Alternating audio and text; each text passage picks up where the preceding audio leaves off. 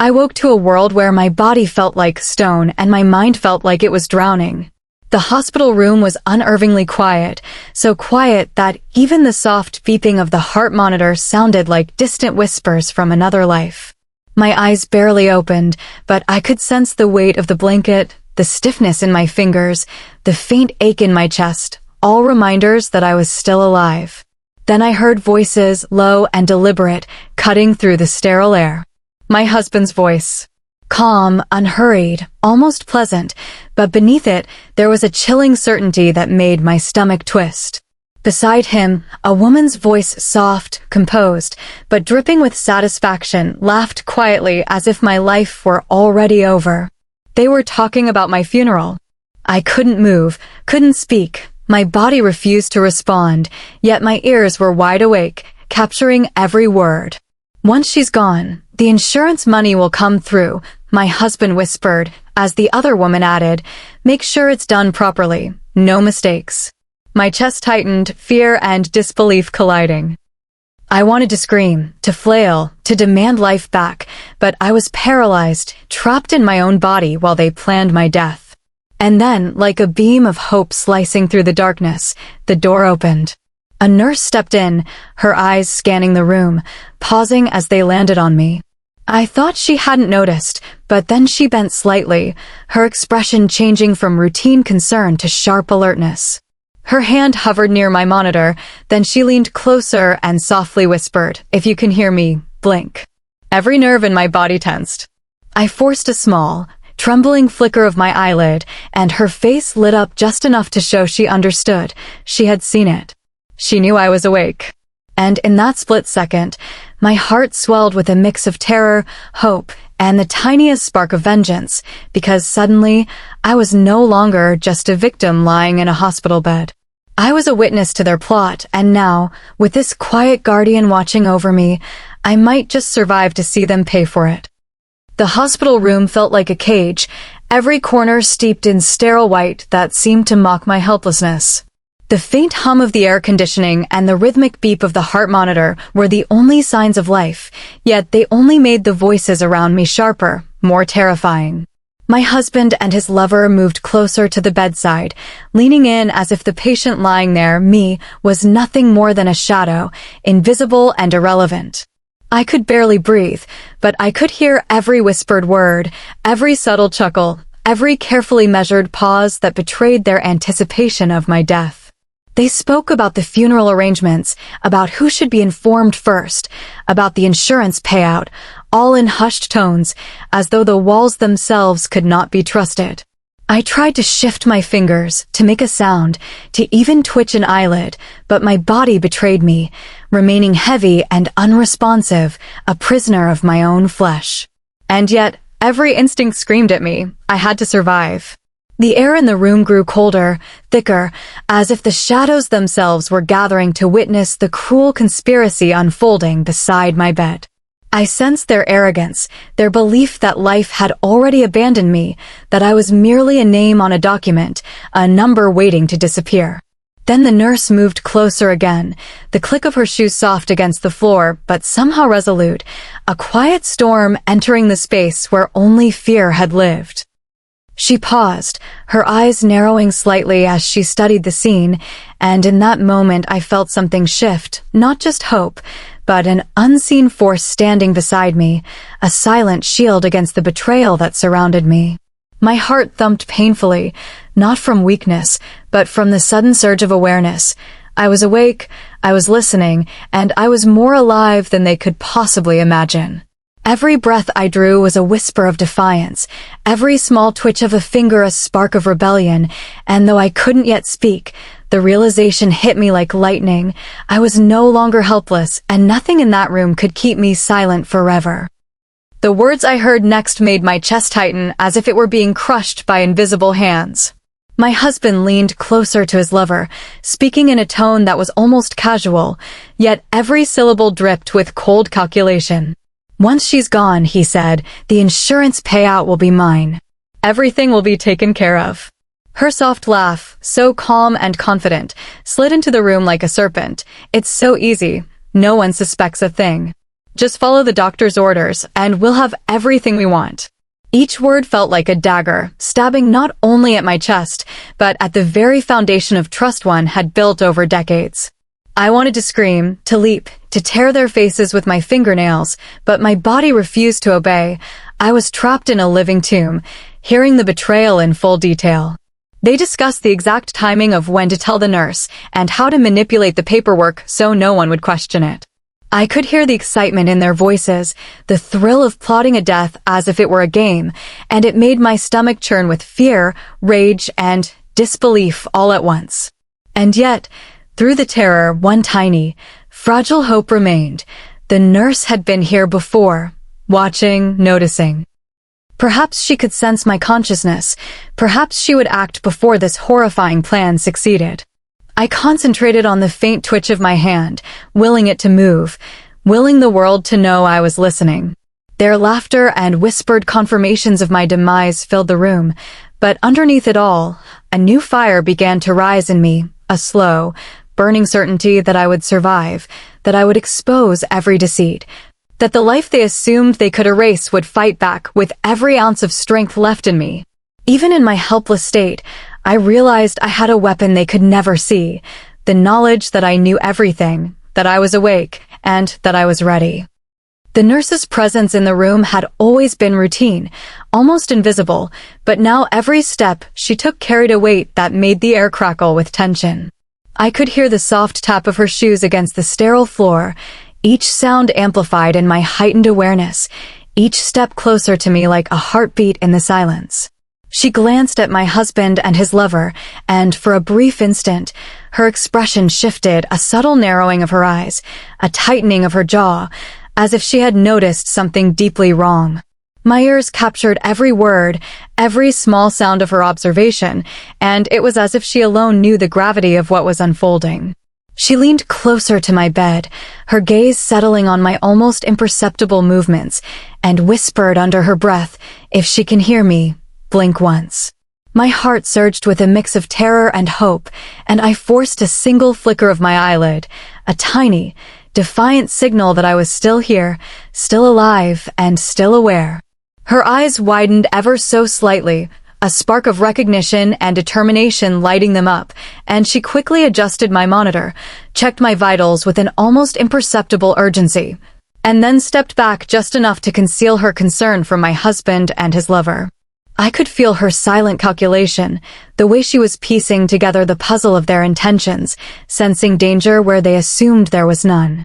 Every subtle glance, every quiet movement from her seemed like a shield forming between me and the cruel conspiracy, and for the first time since I had awakened to their betrayal, a fragile thread of hope threaded itself through my fear. I knew she understood that I was conscious, that I had heard every word of their plot, and that she might be the only person who could intervene before their plans became irreversible. My pulse raced, not just from fear, but from anticipation that perhaps the tide was about to turn, that the silent guardian in the room might yet save me from the fate they had so arrogantly assumed was already sealed. The nurse left the room for a moment, and I could hear the soft rustle of papers and the faint click of a pen as she moved down the hallway. My husband and his lover continued their whispered plotting, completely unaware that the tiny flicker of my eyelid had given her the confirmation she needed.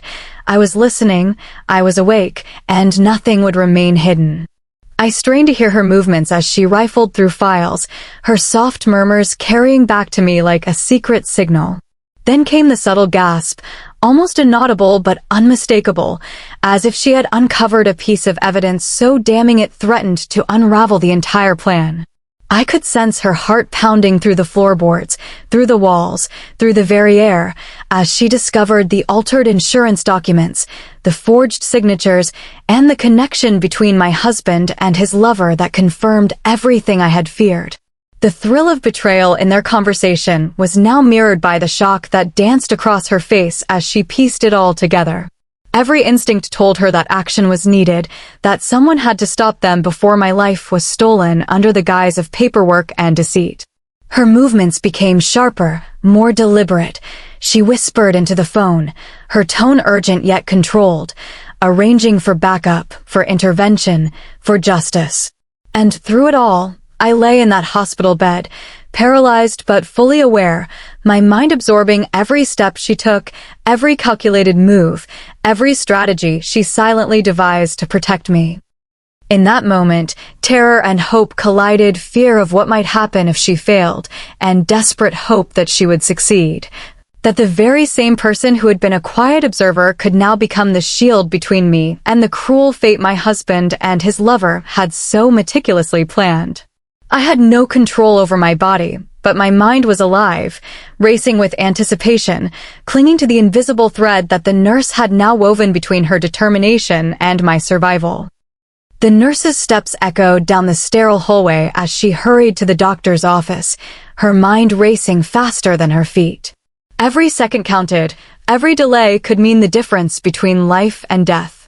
She burst through the door, her voice taut with urgency yet controlled, demanding attention in a room filled with casual routine that suddenly felt suffocating.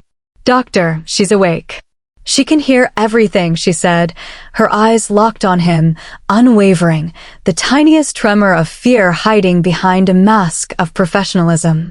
The doctor looked up from his paperwork, his expression a mixture of disbelief and irritation. "What do you mean she's awake? Her vitals are stable but minimal. She's practically unconscious. The husband has signed all the withdrawal documents. There's nothing we can do now," he replied, leaning back in his chair, trying to mask the concern growing in his eyes. But the nurse pressed on, each word a hammer striking the walls of his skepticism. "You don't understand. She's aware, she's conscious, and she's listening. If we don't act, she won't just die quietly, she'll become a witness to their plan."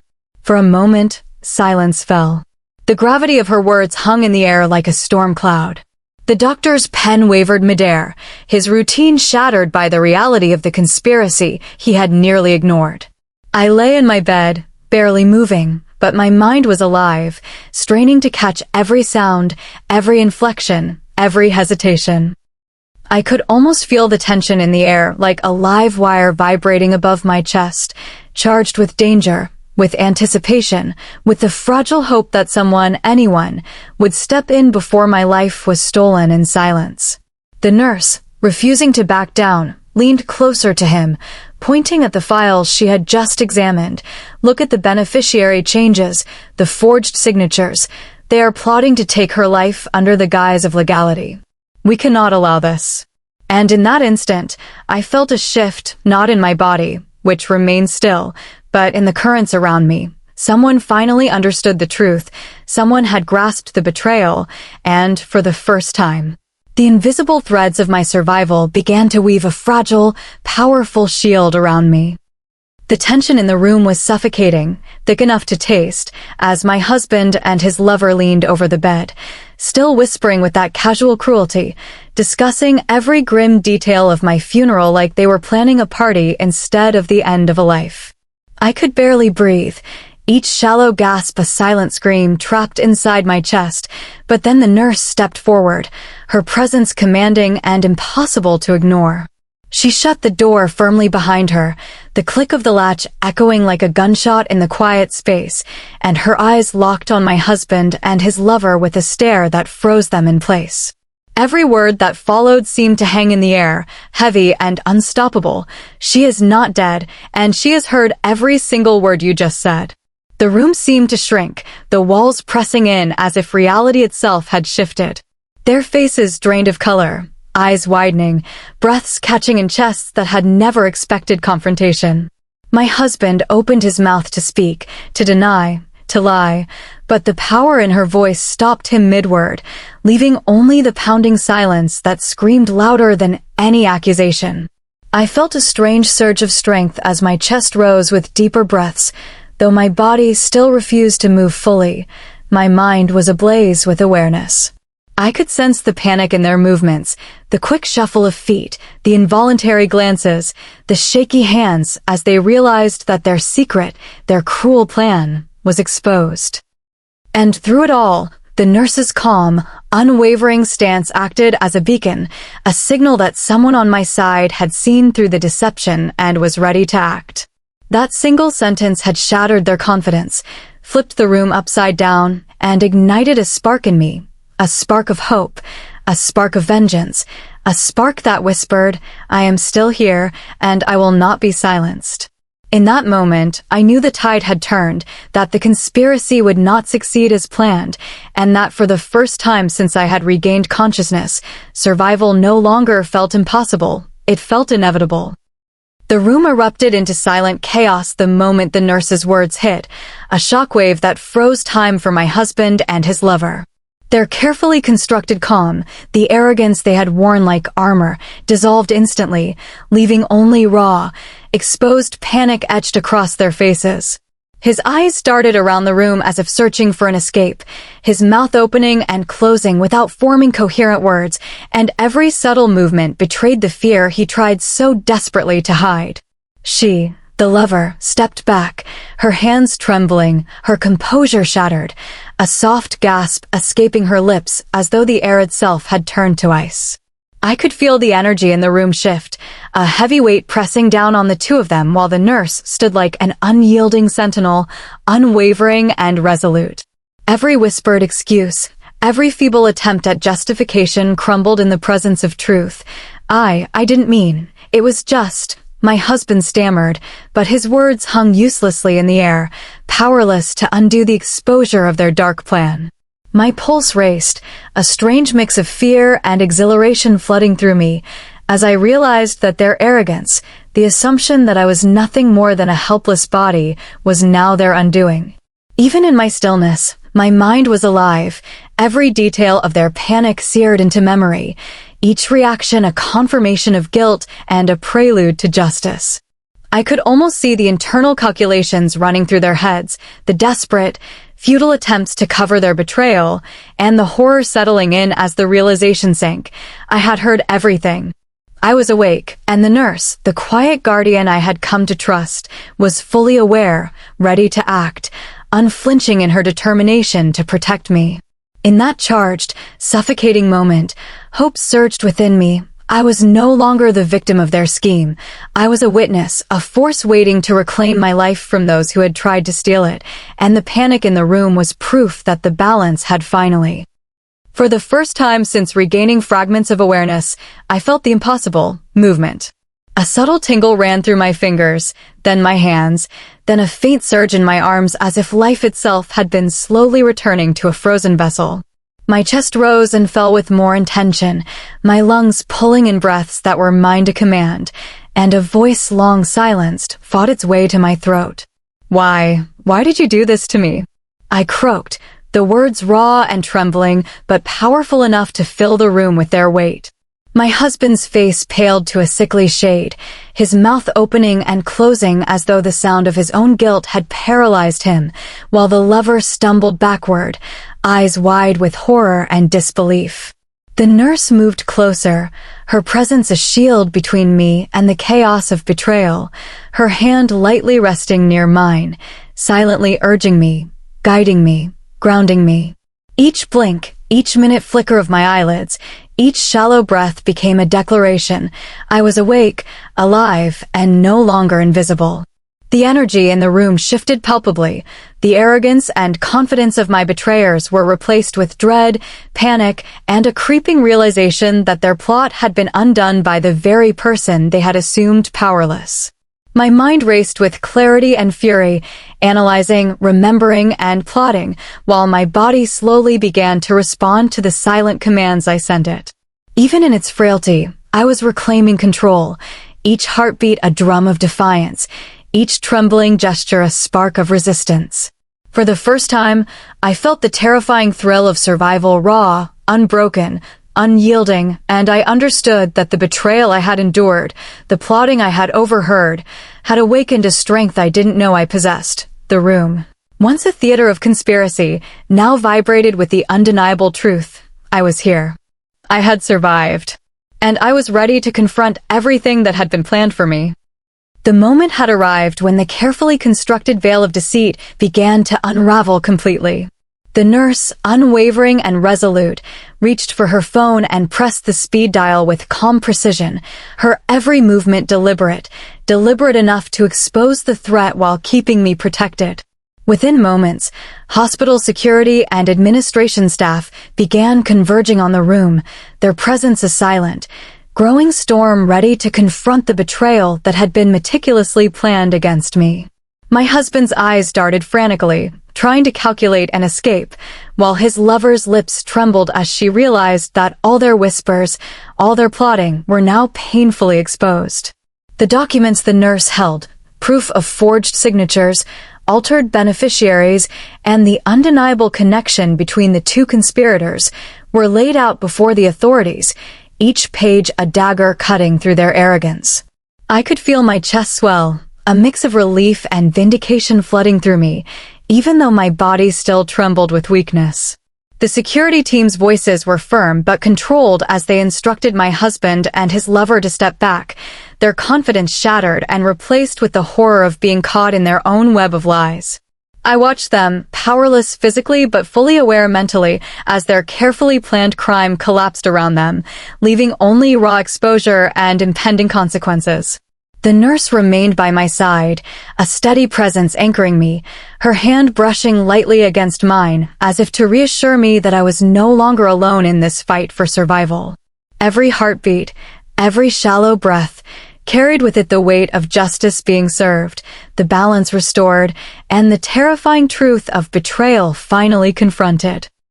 I had survived not just their plot, but the betrayal of someone I had once trusted completely, and in that quiet yet overwhelming moment, I understood that survival was not just about staying alive, it was about reclaiming power, dignity, and the certainty that justice, no matter how delayed, could still prevail. After the chaos settled, the room transformed from a place of fear into a space of quiet reflection, as if the walls themselves were exhaling relief. My husband and his lover were gone, escorted by security, their faces pale and hollow, a haunting reminder of the betrayal that had nearly stolen my life. I lay back against the bed, still trembling, still weak, but alive, fully aware that every heartbeat I felt was my own, reclaimed from the hands of those who had tried to erase me. The nurse remained by my side, her presence steady, comforting, almost guardian-like, and she offered a small, knowing smile that spoke volumes. She had saved me, and in doing so, had restored more than life. She had restored hope. I thought about the ordeal, about the trust shattered and the danger that had loomed so close, and I realized that survival wasn't just about living, it was about witnessing the truth, standing in the face of deceit, and letting justice prevail. Tears streamed down my cheeks, not from despair, but from the overwhelming relief and gratitude that life could still be mine despite the darkness that had surrounded me. In that quiet moment, I whispered to the nurse, sometimes, the person who saves you is not the one you expect. She nodded softly, and sometimes, the strongest allies are strangers who refuse to look away. I felt a sense of peace for the first time in hours, knowing that the betrayal could not touch me anymore, that I had survived against all odds, and that life, fragile, precious, and fiercely mine, was waiting for me beyond the hospital walls. The fear, the panic, the betrayal, they had all come and gone, leaving behind a clarity I would never forget. Courage can emerge in the darkest moments. Justice can arrive in the smallest gestures, and even when it seems the world has turned against you. Survival and hope are always possible if someone chooses to see the truth and act.